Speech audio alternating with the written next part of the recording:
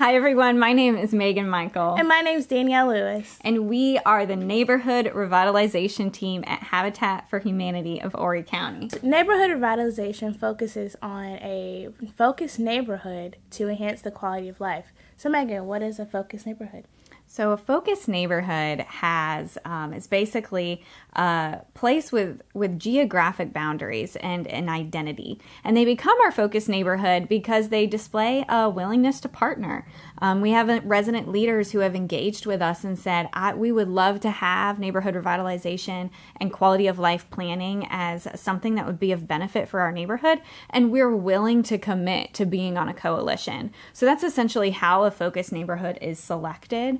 By looking at the assets of a community. And when we talk about assets, we have this thing called asset-based community development. And that's the philosophy that we adopt when we do the work with neighborhood revitalization.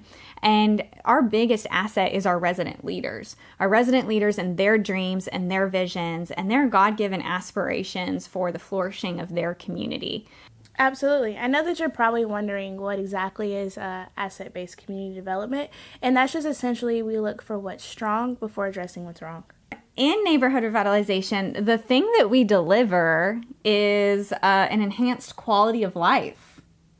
So what is quality of life? That sounds vague.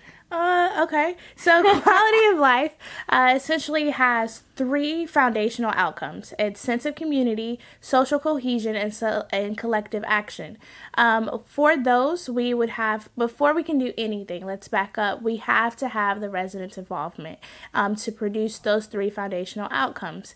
And then after we get to those foundational outcomes, we have 7 sector outcomes that we could have partnerships that will bring those amenities. 7. Yes, 7. All right, let's hear them. Let's hear them.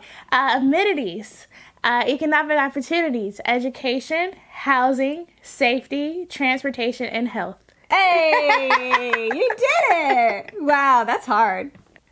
Yeah, so those sector outcomes are essentially what you see happen in the neighborhood. So you would see if a housing product has been elevated or new housing opportunities have been created. You would see if families were getting new job opportunities or they're opening new businesses. You would see if education opportunities change.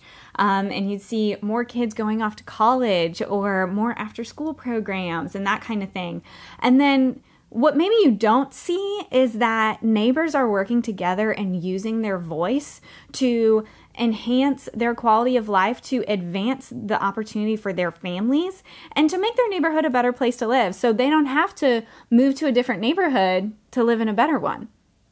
They can just stay. They could just stay. Exactly. Yeah, we're talking to resident leaders about what their dreams are, what their aspirations are, and also what their concerns are about their neighborhood. We've gotten a ton of feedback, and most exciting, we've gotten a ton of people who have come to us and said, I'm in.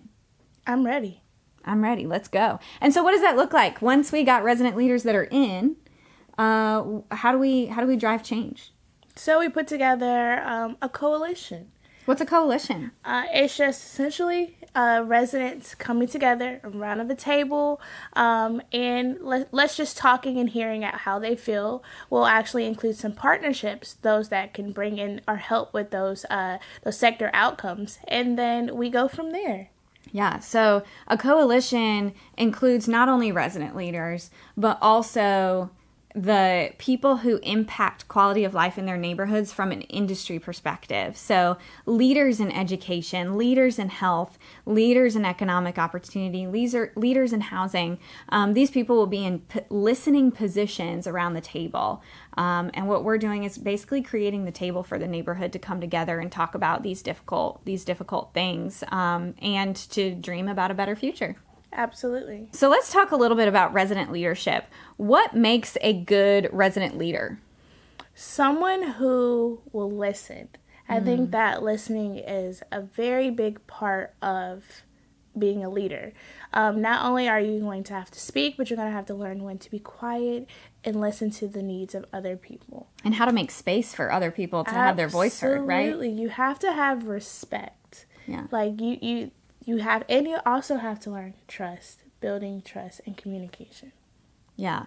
So, so a resident leader is someone who knows how to listen, knows how to make space for their neighbors to be heard, and also someone who identifies with themselves as someone who can drive change, Exactly. right? And it may not always be the loudest person in the neighborhood, right? I think that would probably be me. I'm not the loudest person in the neighborhood. But you're absolutely a leader. I am. It just took me like maybe this moment to realize it. What made you want to do this job? Because I love my community. It's been a long time coming, and I've always had a passion for my community and making change and wanting to give back. I have a daughter, and when I look at her, I just have to make sure that there's enough for the next generation and generations to come.